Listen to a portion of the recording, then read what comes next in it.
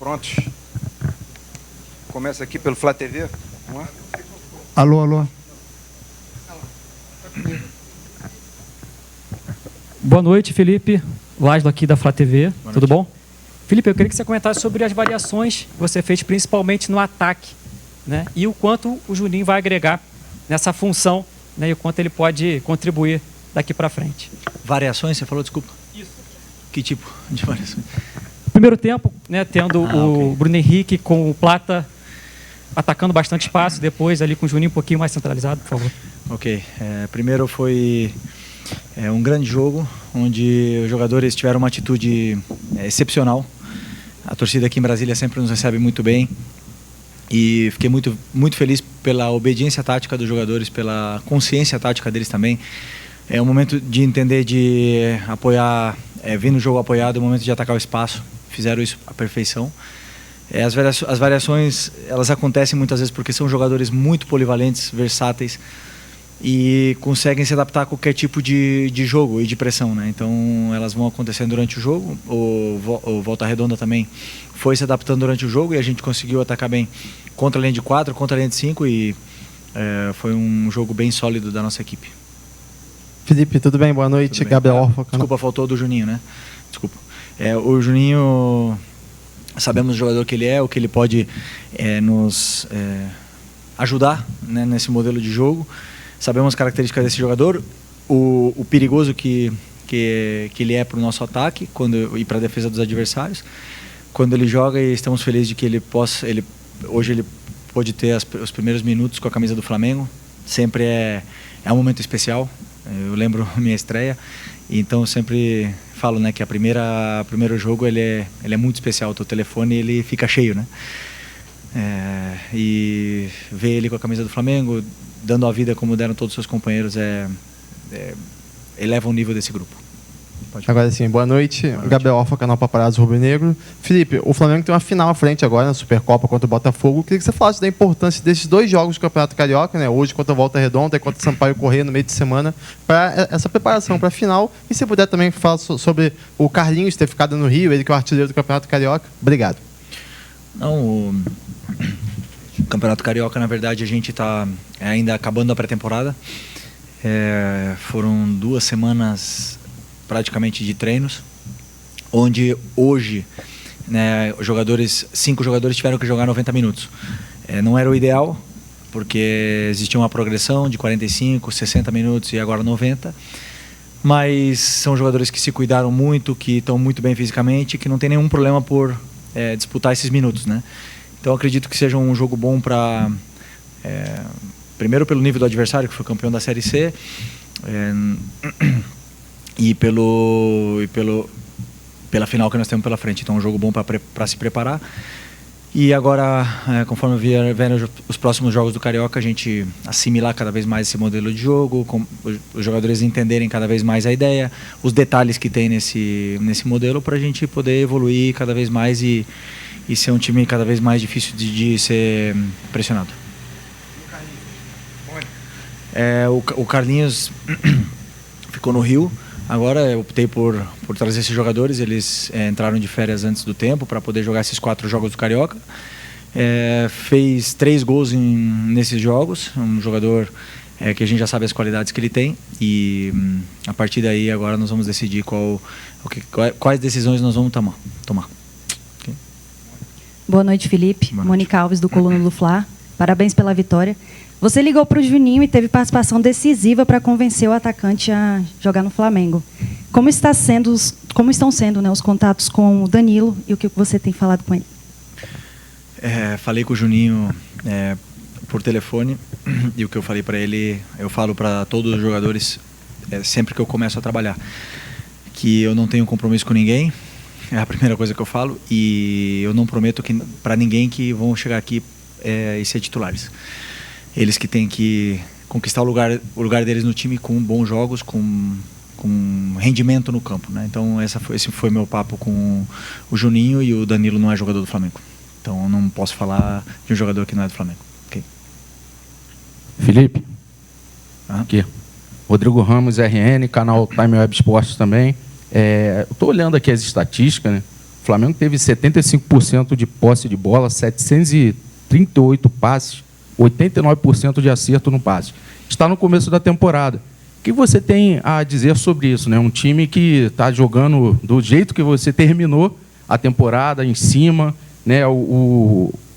Aqui o adversário teve 3 chutes, né? E não foram ao gol. Então, como é que você avalia esse jogo? E também eu queria perguntar uma pergunta mais. Como é que você viu o Arrascaeta? Caiu bem com a camisa 10? Vamos lá. O jogo foi um jogo onde a gente teve uma imposição muito grande. Dominamos o jogo praticamente em todo momento e não paramos de tentar atacar o gol adversário. Eu pedi algumas coisas para eles específicas essa semana, que a gente precisava melhorar em decorrência do jogo anterior contra o São Paulo, onde foi o nosso primeiro jogo, perna pesada, time misto, e jogadores ainda se conhecendo essa química e melhorando essa química entre eles. Mas hoje já vi muita coisa do que eu espero da equipe, né? Então, primeiro dizer do time foi que eles desfrutaram, eles conseguiram se divertir com a ideia. Então, primeiro é isso que eu falei antes. Eles compraram a ideia, a atitude deles dentro do campo foi exemplar, foi excepcional. Todos eles obedeceram taticamente, teve uma obediência tática muito grande. Isso levou o time a ter uma facilidade na saída de bola, nas progressões das jogadas, e eles acabaram se divertindo com isso. Tiveram a bola e tiveram paciência para abrir essa defesa do Volta Redonda, que muitas das vezes estavam muito fechados e muito baixas, e era uma coisa que eu vinha pedindo. Então eu vi evolução nesse sentido, mas em nenhum momento o time parou de atacar o gol adversário e de pressionar. Agora, temos coisas que evoluir ainda e vamos tentar continuar em eterna evolução, nunca paramos de aprender. O Arrascaeta, camisa 10, é bonito, né? Porque é um jogador que merece a 10 e é o nosso craque, tá aqui desde 2019, tem a história no clube, merece, e tem o aval do Zico, que é o mais importante. Okay. Oi, Felipe, boa noite, tudo bem? Gostaria de fazer uma pergunta menos do jogo de hoje, mais projetando a temporada mesmo. Você respondeu agora há pouco sobre o Carlinhos, e eu gostaria de estender a outros 2 jogadores que também ficaram aqui no Carioca e não foram para os Estados Unidos. O Pablo, que retorna de empréstimo e foi até capitão, e o Lohan, que é um jovem jogador, joia aí da base. Quais são os planos seus, do clube, para eles? Eles estão liberados para aceitar eventuais propostas que possam surgir? Isso ainda vai ser debatido? Terão espaço? Obrigado. Bom, primeiro dizer que esse é um assunto exclusivamente da diretoria, né? Claro que eu tenho opinião nesse assunto, mas é um assunto que o Boto vai poder responder para vocês. Eu estou com um grupo aqui que participou da pré-temporada inteira comigo, que bebeu da água do conteúdo que eu passei para eles. Eles tiveram essa imersão desses 9 dias com treinos, com vídeos, com correções. Então é um grupo que está na frente, né? Que partiu na frente nesse ponto, nesse quesito tático, que é uma coisa que eu prezo muito. É inegociável que os jogadores façam e cumpram as suas funções, as que eu peço para eles. Então, esses jogadores não estiveram comigo, e a partir daí a diretoria com certeza vai se reunir, vai conversar e vai conversar comigo também para a gente tomar a decisão do que vai ser deles. Eles são jogadores do Flamengo, enquanto eles são jogadores do Flamengo, eles têm todo, como é que eu falo, o direito de estar com a gente aqui e participar do grupo, mas isso aí é um assunto totalmente do Boto. Tá? Felipe Luiz, tudo bem? Mel Carolino do Correio Brasiliense. Queria saber de você, Flamengo joga na base do perde e pressiona, como manter esse estilo de jogo num campeonato tão repleto de competições? Desculpa, pode repetir, do perde e pressiona? Sim, tudo bem. O estilo de jogo do Flamengo no perde e pressiona. Como manter esse estilo de jogo com uma temporada tão cheia de competições, o calendário? Ok.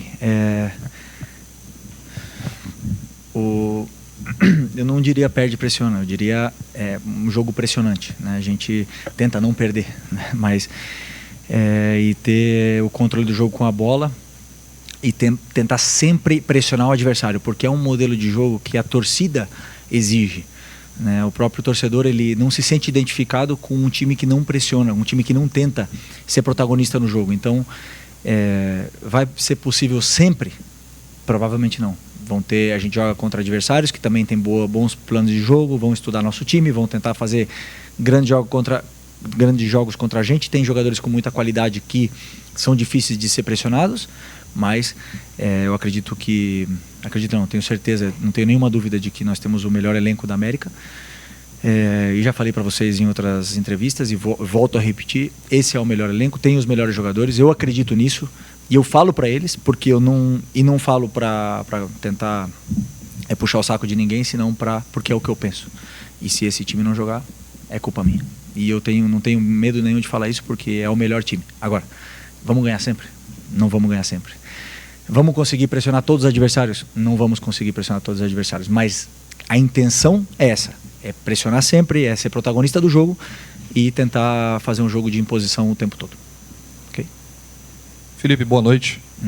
Deu para ver logo no primeiro jogo oficial do Flamengo, um time bem taticamente e fisicamente, compactação, com a bola e sem a bola. Na tua avaliação, quanto que esse time está preparado já para a decisão contra o Botafogo, que é agora dia 2, e para os desafios da temporada? E fugindo um pouquinho do jogo de hoje, obviamente você nos Estados Unidos viu os jogos no Nordeste. Queria que você falasse da garotada, o Wallacian, Felipe Tereza, Guilherme, o quanto esses garotos podem agregar no seu Flamengo na temporada. Desculpa, repete a primeira agora, que como tu fez duas, eu esqueci. A primeira é os desafios da temporada, na tua avaliação, quanto esse time está pronto, já visando o jogo contra o Botafogo agora dia 2. Bom, eu sou da opinião, e já falei para vocês também, que o jogador quanto mais joga, melhor fica. Quanto mais minutos tem, mais ele se adapta. Então, os jogadores que jogam 90, eles vão se adaptando e vão somando minutos, vão se sentindo melhor, e o corpo deles vai se adaptando a serem atletas de alto rendimento, jogadores de futebol. Eu acredito que para a final estarão já num momento de forma óptimo, e conforme forem passando os jogos, cada vez eles vão se sentindo melhor e melhor fisicamente, e aí, claro, com um grupo tão qualificado que tem, nós podemos também, em algum momento que algum jogador não estiver tão bem fisicamente, a gente poder suprir a altura. Esse é o objetivo de ter um elenco tão completo, né? E sempre pensando no que o modelo de jogo exige, como você falou. Nós temos que também escolher jogadores com características que possam fazer o que eu quero, né? Jogadores que têm que ser fortes fisicamente, têm que aguentar o jogo de pressão e de progressão. Então nós temos que sempre olhar para esse tipo de jogador, né? E por sorte eu tenho esses jogadores na minha mão agora e espero que eles possam evoluir muito ainda. E sobre os jogos da base. Então, também uma das sortes que eu tenho é que eu conheço todos esses meninos, tanto do Sub-17 do ano passado e do Sub-20, passaram na minha mão. Eu conheço os pontos fortes, os pontos não tão fortes que eles têm, e me deram muitas alegrias quando eu estive lá, né? Tanto o Sub-17 como o Sub-20. Agora eu tenho aqui o Pablo, o Léo e o João. Só tem mais um ou não? Os 3 estão comigo, né? E os 3? Não, o Cleiton já estava no profissional, né? Não, os 3 da base que estão comigo, que estavam comigo no Sub-17, eu sei da qualidade que eles têm.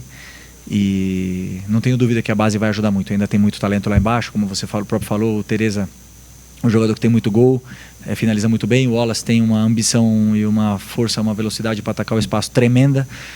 Tem o próprio Chola, o Guilherme, que tem muita qualidade. Então tem jogadores, claro, que a gente vai poder contar com eles durante o ano quando precisar. Felipe, Maria Suzana do SBT Brasília. Você acha que o clima aqui de Brasília, às vezes todo mundo reclama, né?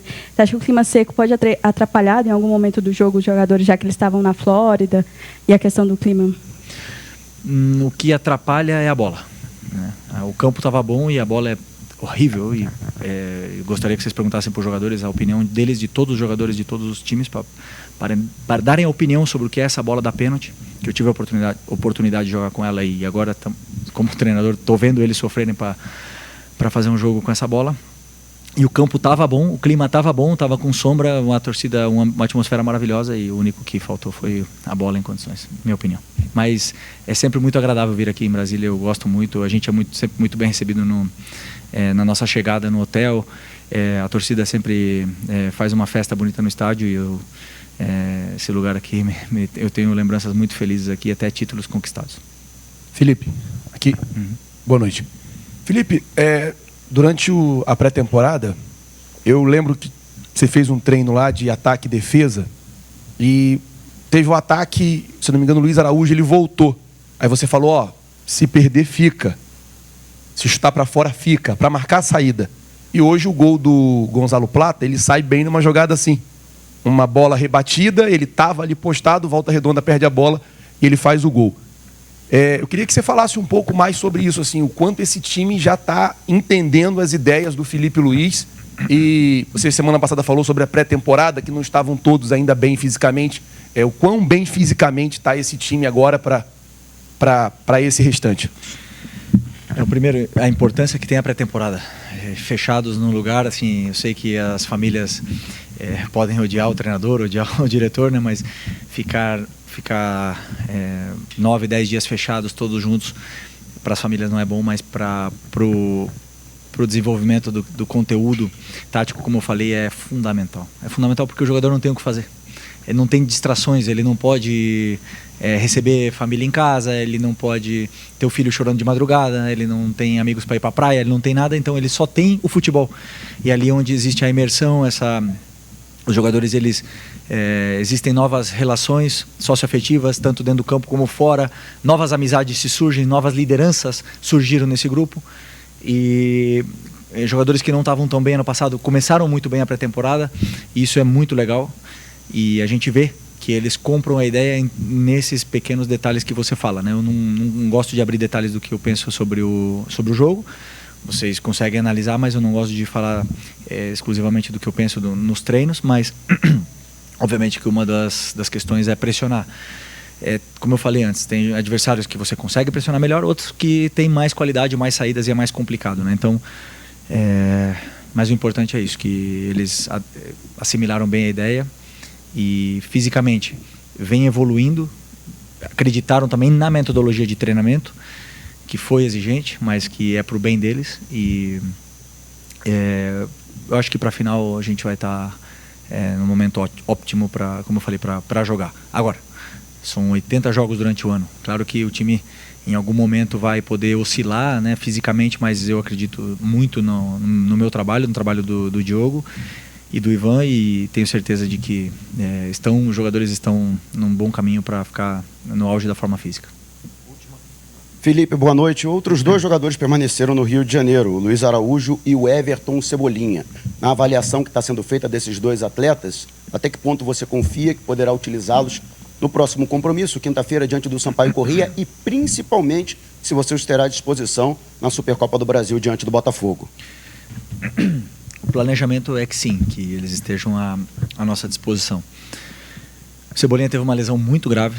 Vocês sabem que muitos médicos dizem que a lesão do tendão de Aquiles, né, a ruptura do tendão de Aquiles é a pior lesão do futebol. Mas a recuperação dele foi muito boa, muito boa. Ele está muito bem, está evoluindo e queremos poder dar minutos para ele poder estar à disposição na final. Espero poder levar ele para o jogo na quinta-feira, para ele poder, como eu falei, estar à disposição. O Luiz Araújo também teve uma lesão de joelho bastante séria ano passado. Conseguiu fazer toda a pré-temporada, mas a gente tem que sempre ter cuidados com jogadores como ele, como o Arrascaeta, que também veio de lesão, numa lesão também que não foi tão simples, veio de uma operação. Então nós vamos levar esses jogadores entre algodões, né, para eles ir podendo não sofrer. E pouco a pouco, passo a passo, vão evoluindo e vão estar definitivamente com o time, né? Então agora foi o Luiz, em outro momento poderá ser o Arrascaeta, poderá ser outro jogador, para ter algum cuidado especial com as articulações deles. Mas esperamos que eles possam estar à disposição do jogo na final contra o Botafogo em Belém. Ok? Obrigado. Obrigado a você.